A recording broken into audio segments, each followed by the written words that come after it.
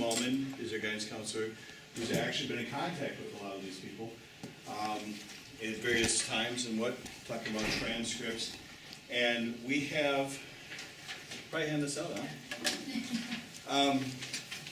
We have, here, I'll let you hand it out, and I'll talk about it. Do you want one to talk about? No, I can do it. What's being handed out to you is a sample transcript that currently exists at Chilton High School. You can see that the student is just beginning to take some SBL classes on the one side, where they can see there's some numbers along with some letter grades. On the other side, the East High School one, which is a complete transcript, is full of numbers. It's all standards based. It has a key on the right side, as well as the grade calculations and how they work out. I also have that information for you on another handout here as well. That will be included on the transcript. So ideally, ours will look like the East High School one in that handout for a student who has taken it all 4 years. We did end up bringing the cookies in the tree. Small enough group that we can make that.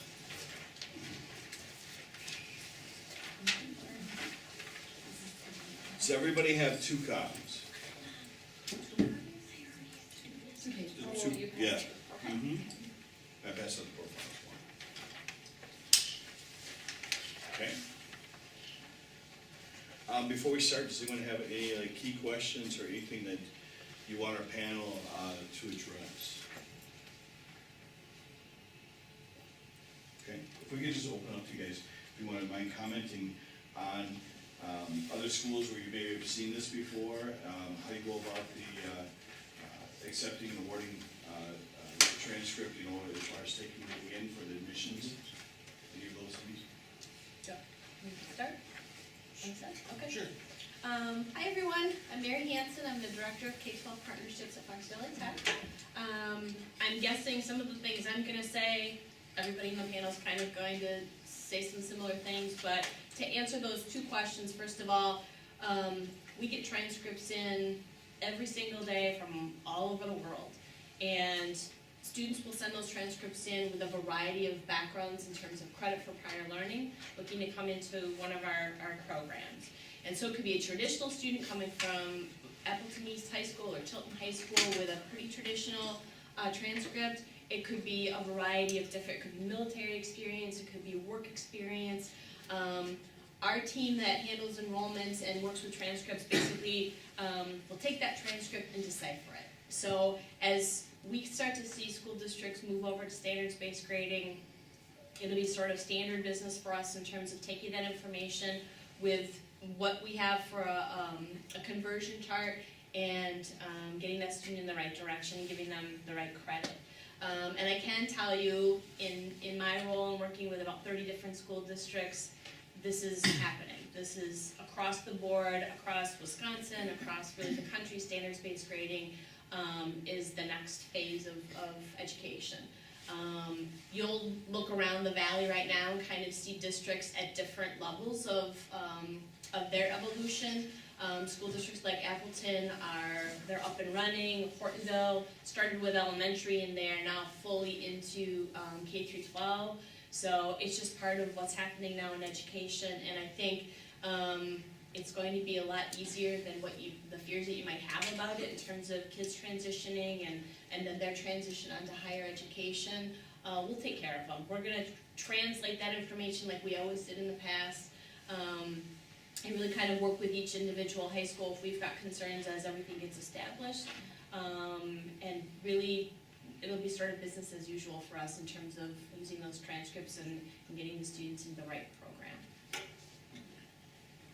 I'm Jen from UW Green Bay. I work in the Enrollment Services Division, and I'm the Director of Admissions at UW Green Bay.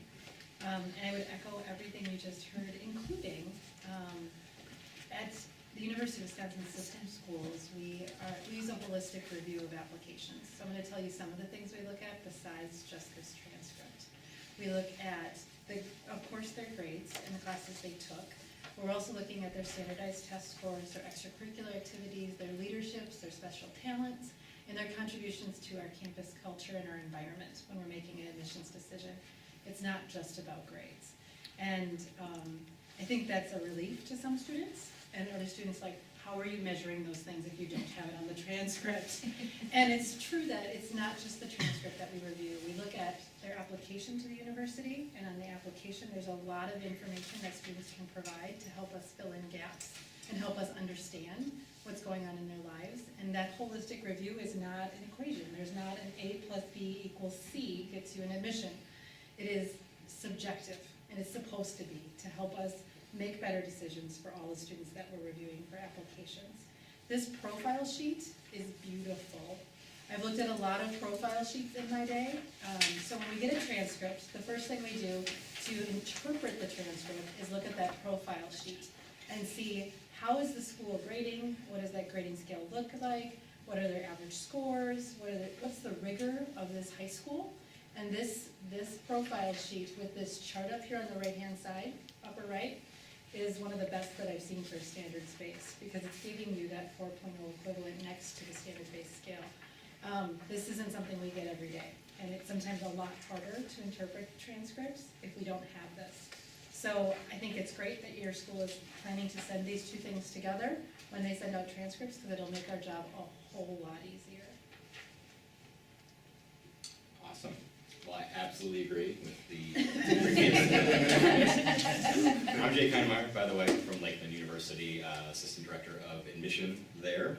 I think one big thing that jumps out to me, because I'm pretty new to it too, I don't know if you guys have started to see transcripts like this coming in quite yet, but I think it's a matter of people just kind of fear change, right? So it's just a matter of kind of thinking that you see A, B's, and C's, and that's what the norm is, that's what you're thinking.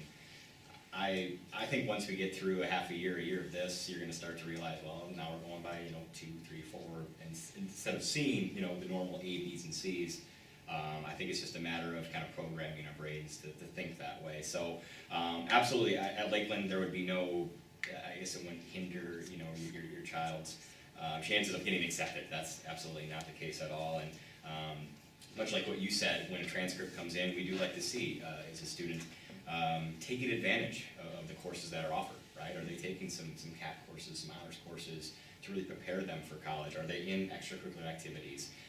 I kind of like the new style here with the new the transcript of showing some of these things, because I think that will help us as an admissions department really seek out scholarship applicants, because at Lakeland we have a lot of great specialty scholarships.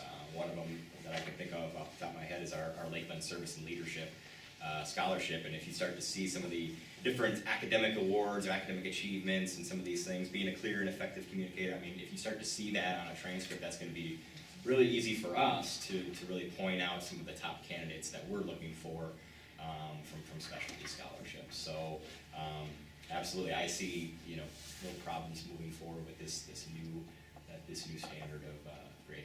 So. Good evening, everyone. My name is Lee Malejic. I'm the Dean of Admission at Ripon College. This is my 17th year in college admissions and reviewing transcripts, which has become a big part of my responsibility in the office and managing that.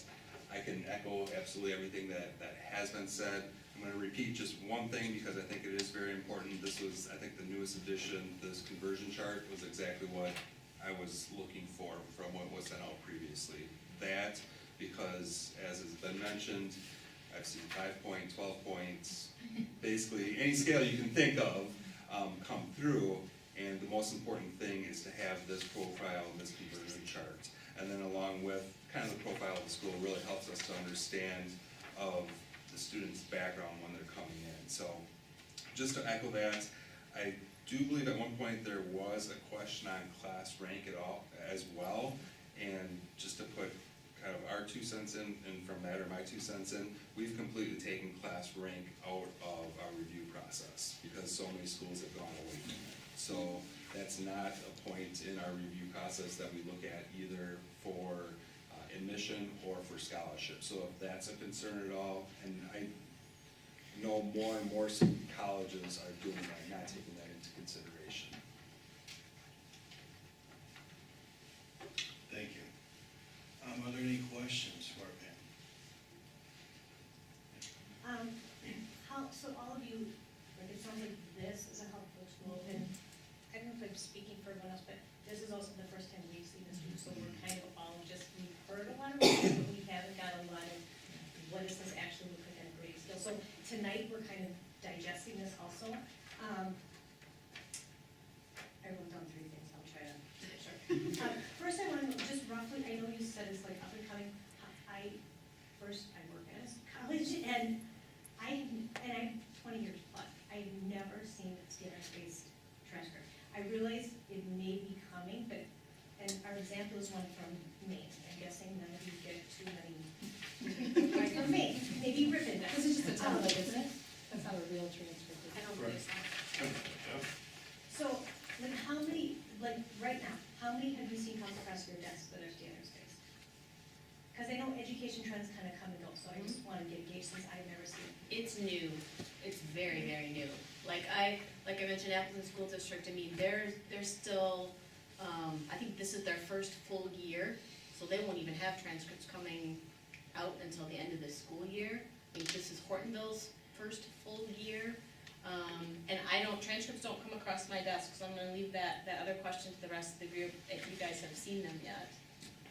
The best example that I have is Amro. They've been doing it for a number of years now, two or three at least. For Ripon, we enrolled 5 students from Amro last year, all of them without a problem at all with the transcripts. They do have, and one of the things too, I haven't been out on Chilton's site, Amro does have a good section of their website devoted to, what the standard-based grading scale is. So that's really helpful. That was the other thing. If a profile doesn't accompany the transcript, we automatically go right to the website to see if we can kind of dig down on it there. My other question is, okay, so our 3-point conversion to a traditional grading scale. Let's say we have someone who gave a 2.9. So, and somebody correct me if I'm interpreting this wrong. 2.9, pretty good on a 3-point scale, but then the conversion is a 3.67. Okay, so if you're gonna want transcripts come across your desk, great, you see, if I'm the person, you see I have a 3.67. If Jody's on a traditional scale and she's a 3.88, she now looks a lot better than I do, when in reality, we might be the same student. How is that gonna be addressed? And maybe that's a question for you, but I'm just throwing it out there. Like, I mean, again, I know you do holistically. The other point I would say with holistic is, if someone's applying to Harvard or whatever, a super competitive school, Madison is a good example. We don't have a Madison person here. I can guarantee, okay, you correct me if I'm wrong, but I'm pretty sure, I'm very passionate about this, I'm pretty sure that when you have thousands, the scale that Madison has, yes, they want to see volunteer, they want to see the whole picture of the student. But when you're sorting through things fast, you're going to look 3.67, 3.88. I might be out, she might be in. And I realize you cannot speak to another school, but, and tell me if I'm wrong. No, the conversation at DW system directors, admissions directors meetings, we meet every month and we talk about things like this that pop up. So when Chilton sent emails to admissions directors asking, what do you think about this? What would be your reactions to this? We actually talked about it just this last month. And every month, we probably have 1 or 2 schools that are reaching out to their local UW school asking this question. And one of the associate directors of admission from Madison is in that group. And the conversation is the same as what I've had. If Chilton is grading this way, they're gonna look at all Chilton applicants across at the same time. That's how they pool their applications, and they look at all the Chilton applications at the same time. So when they're making a decision, they're looking at the context of that school, they're looking at this profile, they're looking at what does a 3.6 mean at Chilton?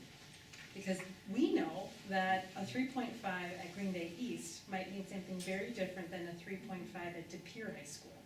Because those are 2 very different environments, 2 very different competitive environments when it comes to academics. So regardless of the scale, we still have to take the context of the school into consideration. We can't compare 2 schools' scales, even if they're both 4-point scales, as the same. Just to, if I could add to that, just for a second, a very good comparison for an argument that has been made for years and years is pretty much any family of a private school student that I talk to, comparing that private school against the public school system in whatever city they're in. Well, our 3.0 is like their 3.5, which is the same argument going back to the context, knowing the school itself and being able to make that assessment. So I think it's been an argument that's been made forever, just in a little bit different of a context. And in between higher education institutions, even in the University of Wisconsin system, UW Green Bay has a different grading scale than UW Oshkosh does. Some of us have A minuses or B pluses, some of us have A Bs. I mean, even within our own system, we know that scales aren't the same from institution to institution. The credits still transfer, the rigor is still there, but you have to assess that student in their context. My concern is, okay, so Madison's a good example, is, okay, Chilton's small, so the number of applicants coming from Chilton, I realize you can put all this in Excel spreadsheet and pull it up what we want, but it just seems like you're gonna get piecemeal little Chilton ones coming in, and then you're gonna take us 4 who applied for Chilton, and then look at us. I just have a worry with bigger schools especially, who are needing to sift through it a lot quickly, that could be looked over. It doesn't help that I work at Marion, it doesn't help that I ask our admission director this, and I'm an advisor, but I work partly with it on the admission side, so I've never seen it. Our admission director has been there over 20 years, she has never seen it or heard of it. She said, I will look into it, and maybe it's just, though, like you said, if it's up and coming, maybe we're gonna start to see that, but we haven't. What does there's like a private school consortium, I'm sorry, this is the last thing I'll say, I promise.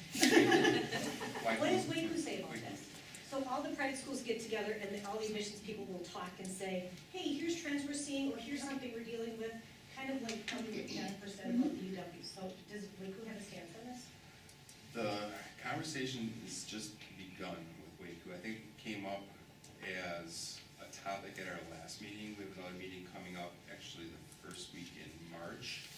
It's because it's relatively new and just making it through the school systems, it hasn't been a hot topic yet. And for the schools that have implemented on transcripts, we've been provided charts like this where we can make those conversions. So private schools at this point haven't run into any roadblocks with it at all.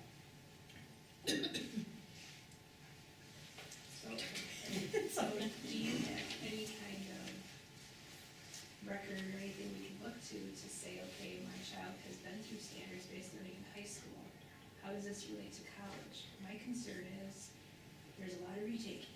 There's a lot of, when you didn't get your 3, retake it. You didn't get your 3, retake it. When I went to college, that didn't happen. We didn't retake it, and you don't get to retake it in the real world when you do something. So that's my concern. Can you speak to that at all? Any kind of data on how it's going to relate once those kids do get into college? I don't know if there's enough data yet, because there isn't that many students that we've gotten with a standards-based scale, and you have to have a good sampling to have any reliable data. And there's so many factors to student success when you get to college. You know that how you did in high school isn't always a great indicator of how successful you're going to be in college. So I think that's a really hard question for us to answer right now. I wouldn't say that there's a greater or lesser chance of success. I don't think there's any anecdotal comments that I would say I've observed in any way. And in college, we do retake. For students who are in competitive programs, if they're taking intro to chem and they aren't successful that first semester, students retake classes at GV so that they can get that higher. They're retaking the class, they're not retaking the test. No. They're retaking the class and the time, and the expense. I would echo the same thing. We've had high school students coming into college for, hundreds of years where that transition time from the shelter of high school and then to college and a whole different way of learning and processes, it's something college kids just get used to. They have to adapt to the way that college does it versus the way that a high school might have done it. Having said that, same thing, when I look at how standards-based grading is set up, it's very much the way the technical college system teaches. We teach to a competency, they master a competency, or they don't move on. You want that person who's going to be your RN to completely understand, phlebotomy and move on to the next thing. Same thing with someone who's mastering welding. It's the same way that we teach. So kids coming in, having been in this format of teaching, will adapt really quickly to, at least to the technical college system. But the question about retakes, I think kids will adapt. They'll, if they have had retakes in high school and, they have to adapt to the way that college professors and college faculty teach, they'll do it. It's kind of like extra credit in high school. I know that teachers in high school say there's no extra credit in college, you don't get to make this up. And it's the same conversation. I mean, in college, you're gonna have to adapt to that new environment and how the grading scale works in that class and how each professor grades within that class. So I think it's a whole mess of things. If this is a better way of learning though, and that's what we presented as a standard-based high school, are the colleges looking at changing how they're teaching and adapting that also? There's lots of conversations about competency-based credit for prior learning, things like that at the UW system level. We're always, higher education, at least at the UW system, I won't speak for my friends, is slow to change as well. Because we have a lot of tradition and a lot of people who've always done it this way. But one of the things that you might see higher education being more focused on sooner than later is student success. What are the indicators of student success? And marking students who are successful in those gateway courses, and if they're not successful in those gateway courses, like their intro to psych, their intro to human bio, their intro to biology courses, if they're not successful, faculty are learning that they have to supplement to get students up to that competency level to go to that next course. And so even some of our most tenured faculty are being encouraged strongly to help students succeed and move forward in a timely manner, because we all want our kids to graduate in 4 years and get into the workforce and start making money. And so there's that pressure on higher education to do this smarter and to help the students take those natural progressions in a timely manner. So I think we feel what you feel, it's just a little slower. I think overall, that's a conversation that we've begun to have on campus, because it started, as has been mentioned, in elementary, middle schools, and there's only the few high schools that have adopted, and we have no outcomes on it yet. So that's why it was really hard to answer that outcomes question, because there hasn't been anybody that has graduated, that has gone through a full 4 years. So I think that is a concern overall, but it's also coming whether we like it or not, and faculty are a little slow to change. So that is gonna be, I think, a conversation that you're gonna see happening in higher education is, particularly across Wisconsin, as students are graduating, having the standard-based background, how do we help them be successful in college? And just kind of one thought, because this was one of the questions that they had, one thought that I had at Ripon, we don't have retesting or anything like that typically, but the thought that I had is trying to take those skills and translating them to the college expectations. And I was thinking about more specifically like papers and things like that. There's opportunities, you have your deadline at the end of the semester, but then there's opportunities to take them to the writing center or to a mentor or to the faculty member and have different drafts done. That's how I would translate for students to be successful, would be taking advantage of those opportunities, using what they learned here in that case, and working towards that final goal. One thing I would say about Lakeland University, we talked about how we're trying to change the game and how higher education works, and we're starting this new cooperative education program for all of our majors at Lakeland. So it's getting our students 12 to 18 months of professional work experience. I think that kind of relates to what you guys were saying, where it's not always just about telling students great, right? We're getting kids out there in the workforce and getting in the real life skills, right? How to converse with people, stepping into these leadership roles. So I guess in a way, Lakeland is kind of changing from standard lectures or just doing research papers. We're actually getting our students out there and networking and working with these different companies, these different employers and businesses. So I see it right here. It focuses solely on a student's achievement, right? So I think that's a big thing is what we're about at Lakeland, and much like the schools up here as well. We want to see the students succeed. That's paramount. That's the biggest thing to us. So It sort of falls in alignment with the whole academic and career planning movement across Wisconsin. For those who aren't super familiar with it, ACP is basically helping a student from 6th to 12th grade create a path for themselves, so that by the time they graduate from high school, they're the best possible consumers of their own education. They're making the best possible choice, whether that's going to be GB or Lakeland or Ripon or Fox Valley Tech. They've done the work, they've prepared themselves, they've made good choices along the way when they've had the chance to take electives, depending on how they do in an elective class or where there's interest there, that they may turn. There may be a different path that starts for them, but really it ties really well into the whole ACP process, where you've got kids just making the best choices by the time they're done with high school, preparing themselves to be the best possible students for whatever the next step of education is, or whether that's the world of work or the military. This just sort of falls in line with that whole 6 years, actually 7 years they have prior to leaving high school, where they're starting to prepare themselves better. So if the public schools are going to the standard base, which everyone seems to think that's a trend that's gonna keep going, wouldn't it make sense if they all use the same base transition then, that everyone the same, instead of every school going out and poking at it themselves? We feel the same way about a system like BW system. Wouldn't it make sense if we all had the same grading scale? But it's really hard to get different districts, different organizations to all agree on one. I mean, even within our own institution, sometimes it's hard to get that alignment.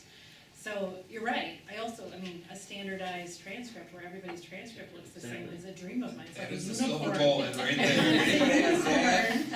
Well, it We shouldn't be have that that. hard to do. I mean, it really shouldn't. I mean, everyone's going out and tweaking it a little bit.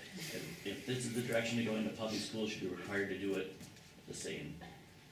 Maybe what'll happen over the next few years is as districts are taking their own path, everybody will start to share best practices, and one day we'll have that. You can look at it sort of as common calendar too. You know, each district has their own nuances, their own demographics, their own influences from their school board, and sometimes it's hard to find that commonality in certain aspects. But like I said, with this, we are kind of doing the same thing, and maybe there will be a common transcript after everybody has sort of worked the bugs out of it over the last couple of years. And I think what frightened most of us when we first did this, we didn't have this transition, we didn't know what was relating to what. So we went through the first, semester not knowing that, or first blocks. If you're doing this, have it right away. Yeah, this is like Sue said, this is the first time we've seen this in our previous two meetings. Some of us were very adamant we must see something like this. So it's reassuring to hear you say, this is beautiful. So thank you for listening to us saying this is a must, because if you didn't have this, we would be standing up saying we're not moving forward with this. So thank you for taking the time to make this happen. And thank you also for coming here to share your thoughts. Happy to do it. With us. Are there any more questions before we release to the next session?